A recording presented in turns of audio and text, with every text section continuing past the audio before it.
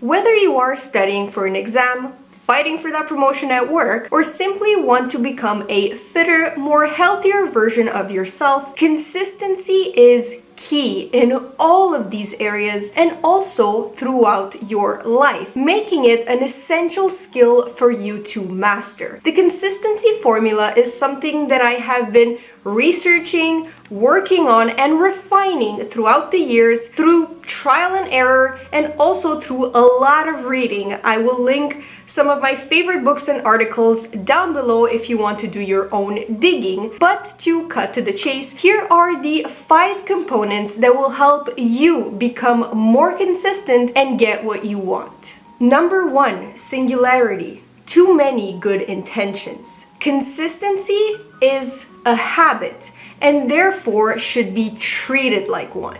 If you want to consistently study for your exams, consistently go to the gym, and consistently meal prep, trying to achieve this many goals all at once will leave you cognitively and physically depleted. As a matter of fact, researchers found that people who try to accomplish multiple goals were less committed and less likely to succeed than those who focused on a single goal. All of this to say, if you want to consistently do a certain behavior, you need to master that one before moving on to another. Number 2, conscious automation. When striving for consistency, it is important to accept the fact that you will have to focus on it. As the famous quote goes, whatever you focus on grows, what you think about expands, and what you dwell upon determines your destiny. And so the second ingredient of the consistency formula is actually a mindset shift. You need to come to terms with the fact that you can't just wake up one morning and be more consistent. You can't rely on feeling like it to frequently do a desired behavior. Working on consistency, focusing on it, and putting in the effort is what will make it actually work for you. You need to take an active role in this decision to be more consistent. Consciously think about it every single day. A little trick that works for me is simply a calendar tracker or doing the 30-day or 60-day challenge. Pay attention and be reminded to track that behavior every single day for 30 or 60 days. Number 3, process optimization. Consistency to me is all about flow and reducing any disturbance to that flow. You are much more likely to repeatedly do a behavior if it is part of your daily routine. Hence why routines are so popular.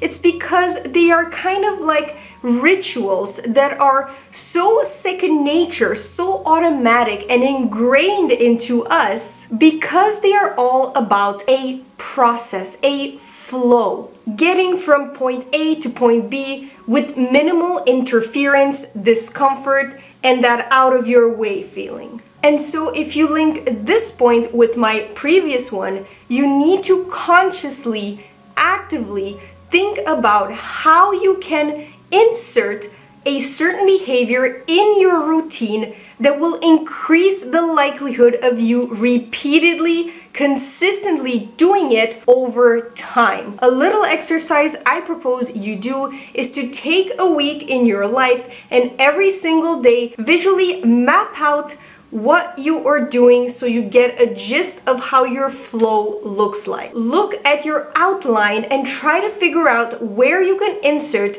that consistent behavior or action or activity that you want to do repeatedly.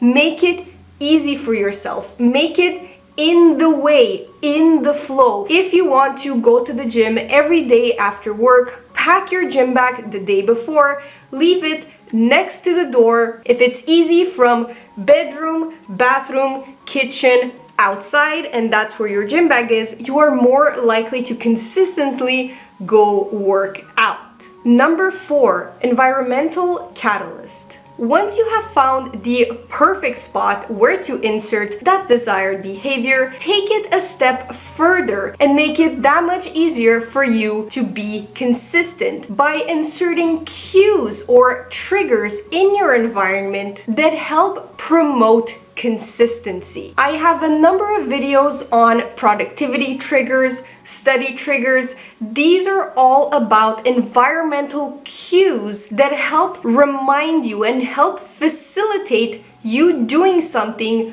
frequently because it's easy, because it's convenient, because it's already there. And finally, number 5, overriding thoughts. The number one killer of consistency is the "I don't feel like it" thought. If this is something that you are struggling with, I have an entire video on the topic that I will link down below.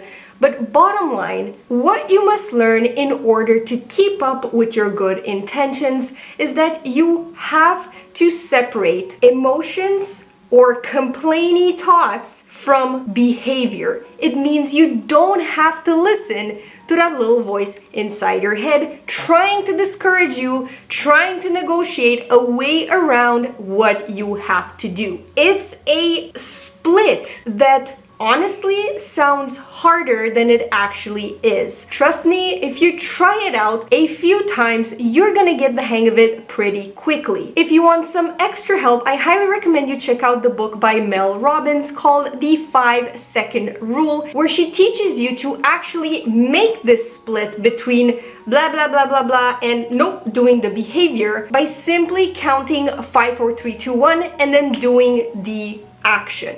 Or you can use the "looks like I'm doing it" trick I spoke about in my previous video. Y'all seem to really like that one. So with that being said, thank you so much for watching. Please don't forget to give this video a thumbs up if you like it and subscribe to me if you like what you see, because I am posting regularly again and I'm so happy to be back. Stay tuned for next Thursday's video all about overcoming and kicking the butt of laziness. Bye guys!